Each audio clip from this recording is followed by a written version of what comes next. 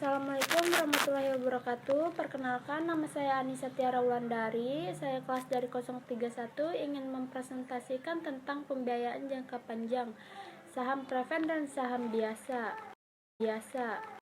Saham preferred, saham tanda bukti kepemilikan atau pernyataan modal atas perusahaan yang mengeluarkan saham tersebut. Saham preferred merupakan pendanaan yang memiliki sifat kombinasi antara hutang dan saham biasa. Keuntungan maksimum pemegang saham preferred biasanya dibatasi dengan sejumlah dividen tertentu, tidak memiliki hak atas nilai sisa laba. Misal, seorang pemegang saham preferred memiliki 100 lembar saham preferred dengan nilai nominal 4.000 dividen 10,5%. Keuntungan maksimum yang dapat diharapkan adalah 100 lembar kali 4.000 kali 10,5% sama dengan 42.000. Dividen saham preferred dibayar setelah laba pajak. Saham preferred memiliki dividen kumulatif. Dividen yang belum dibayar akan dibayarkan kemudian sebelum perusahaan membayar dividen saham biasa. Misal, perusahaan memutuskan untuk belum membayar kumulatif dividen saham preferred selama 3 tahun, yaitu tahun 2008, 2009, dan 2010. Pada tahun 2011, sebelum perusahaan membayar dividen saham biasa, perusahaan akan membayar kumulatif saham preferred lebih dulu. Misal, nilai nominal saham 8.000 dengan bunga 8%, maka yang akan dibayar perusahaan untuk dividen saham preferred adalah 3 kali 8.000 kali 8% sama dengan 1.920.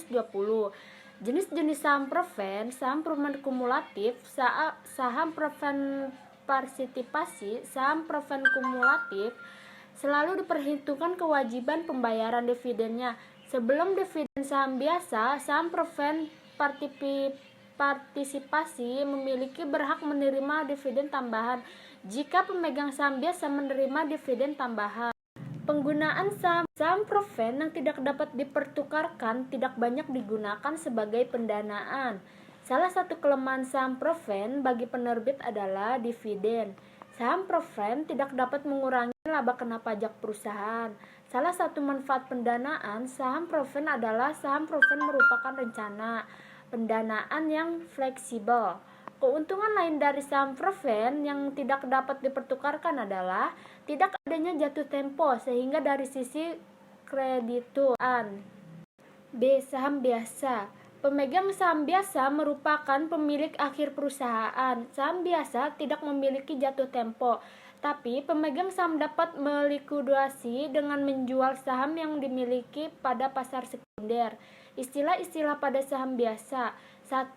Saham diotorisasi. Saham diterbitkan dengan saham beredar. Diotorisasi jumlah saham maksimum yang dapat diterbitkan tanpa harus mengubah anggaran dasar.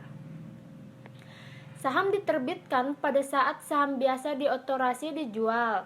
Saham beredar mengacu pada jumlah saham yang diterbitkan dan dimiliki masyarakat.